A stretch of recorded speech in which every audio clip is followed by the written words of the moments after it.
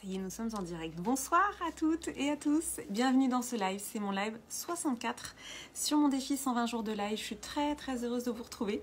Ça sera un live un petit peu plus court que d'habitude parce que ce soir, c'est le premier live de l'activation Apprivoiser son feu intérieur, donc avec les femmes de l'initiation de la femme solaire. Donc on commence à 21h, donc je vais faire un petit live un peu plus court que d'habitude sur l'histoire du soir. Et ce soir, je vais vous raconter une histoire, justement, une anecdote que j'ai vécue aujourd'hui, puisque chaque soir, en fait, pendant ces lives, je vous raconte une histoire.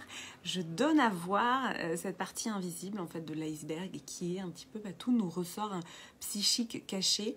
Voilà, tout ce qu'on n'ose pas dire aussi, hein. J'ai fait tout un live sur qu'est-ce que c'est que d'aller voir ces ombres. Eh bien, moi, je mets de la lumière sur les ombres. Je donne à voir des choses qu'on ne dit pas. Et en les éclairant, finalement, ça permet aussi de les accueillir à l'intérieur de soi. Pour celles et ceux qui ne me connaissent pas, je suis Clémence Martin, la fondatrice de The Positive Place. The Positive Place, c'est cette entreprise de développement personnel qui s'intéresse justement à tout ça, à tous ces ressorts cachés. Et dans mon histoire du soir d'aujourd'hui, eh bien, j'ai envie de vous raconter, de vous parler encore du fonctionnement de notre cerveau.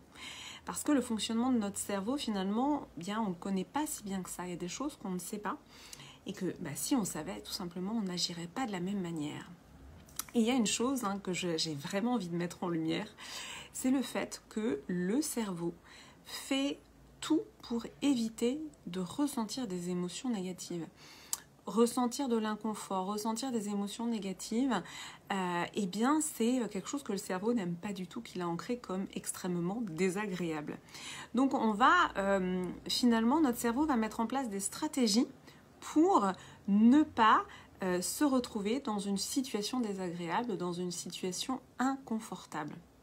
Donc la procrastination, en fait globalement la procrastination ça vient de là. Petit rappel pour ceux qui vivent en Île-de-France, la déclaration d'impôt c'est jusqu'à demain soir. Donc pour ceux qui ont par exemple une petite phobie administrative, c'est-à-dire pour celles et ceux qui ont du mal à faire tout ce qui est administratif et notamment la déclaration d'impôt, qu'est-ce qui va se passer ? Comme on n'a pas envie de se retrouver en difficulté face à une déclaration d'impôt avec toutes ces cases à cocher, pour certains ça peut être simple, mais pour d'autres eh bien, il peut y avoir un peu de complexité. Et bien qu'est-ce qu'on va faire ? On va repousser et repousser et repousser. C'est ça la procrastination. Et pourquoi on repousse ? Parce que notre cerveau ne veut pas se retrouver en difficulté. Notre cerveau ne veut pas ressentir d'émotions désagréables. Donc ça, c'est un exemple qui est d'actualité, puisque c'est demain la deadline pour déclarer ses impôts. Donc une fois qu'on sait ça, eh bien déjà on ne se juge pas pour sa procrastination. Il n'y a pas à se juger en fait. Il y a juste à se dire, voilà, je procrastine parce que mon cerveau ne veut pas être dans une situation inconfortable, ne veut pas ressentir d'inconfort. Et j'avais envie de vous raconter une autre anecdote, je suis très honnête, voilà, j'ai posé un engagement d'authenticité dans ce live. Et j'ai eu un cas de figure aujourd'hui qui me fait beaucoup rire a posteriori, qui va vous montrer aussi que le cerveau ne veut vraiment pas ressentir d'émotions désagréables. Aujourd'hui, je suis allée faire quelques petites courses.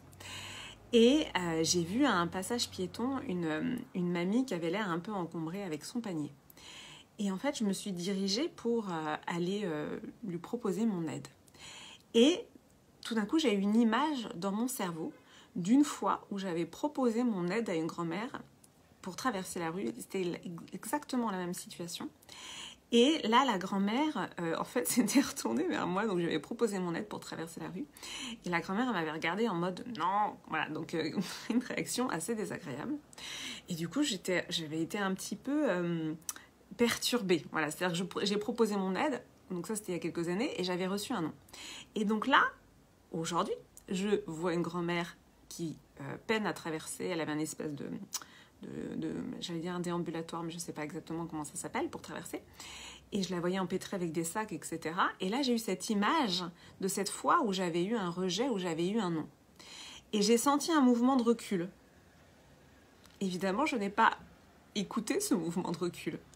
Mais c'est pour vous dire à quel point le cerveau ne veut pas ressentir d'émotions désagréables, ne veut pas se mettre en situation de ressentir des émotions désagréables.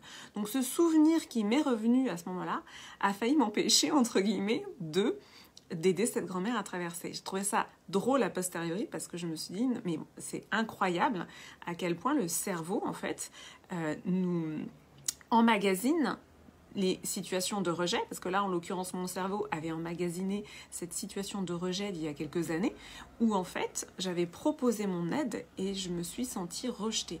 Donc là, par exemple, le rejet, c'est un truc que le cerveau n'aime pas du tout. Donc, du coup, merci. Donc, du coup, voilà, j'ai trouvé ça intéressant de vous partager ça et aussi assez drôle quand même de cette image, voilà, de cette grand-mère, mais qui avait tout à fait le droit de me dire que non, elle n'avait pas besoin de mon aide, en fait, c'est ok, elle a le droit de ne pas avoir besoin de moi pour traverser la rue. Sauf que moi, mon cerveau, qu'est-ce qu'il a emmagasiné? Mayday, mayday, rejet. Voilà, donc c'était une anecdote un petit peu différente de d'habitude, un peu plus drôle. En tout cas, moi, ça m'a fait beaucoup rire d'observer mes pensées, d'observer ce que mon cerveau a commencé à mettre comme warning pour cette situation qui semble anodine et qui illustre très bien, selon moi, ce que j'avais envie de vous montrer aujourd'hui, qui est que le cerveau fait en sorte de ne pas ressentir de situations inconfortables, d'émotions désagréables. Et donc, voilà pourquoi il faut contrebalancer avec ce fameux lobe préfrontal, hein, le cortex le néocortex qui va nous permettre de contrebalancer ça avec une autre dimension humaine qui est « mais oui, je vais aller proposer mon aide à cette grand-mère en fait ». Voilà, donc c'était mon anecdote du jour. C'était un live un petit peu plus court que d'habitude. Si vous êtes là en replay, mettez-moi le hashtag replay, dites-moi si ça vous parle, dites-moi si vous avez vécu des situations comme ça, si vous aussi vous vous êtes pris un nom d'une grand-mère que vous ayez aidé à traverser. Voilà, partagez-moi vos anecdotes, ça me fera très plaisir. C'était donc un live un petit peu plus court que d'habitude. Je vous laisse parce que je vais rejoindre les femmes de l'initiation de la femme solaire pour donc cette activation justement autour des émotions. On va aller traverser ça énergétiquement parlant. On va aller transformer en fait tout ça. Je vous souhaite une très belle soirée et je vous dis à demain. Du coup, c'était mon live 64 et demain, ça sera donc le 65. Très belle soirée, à bientôt.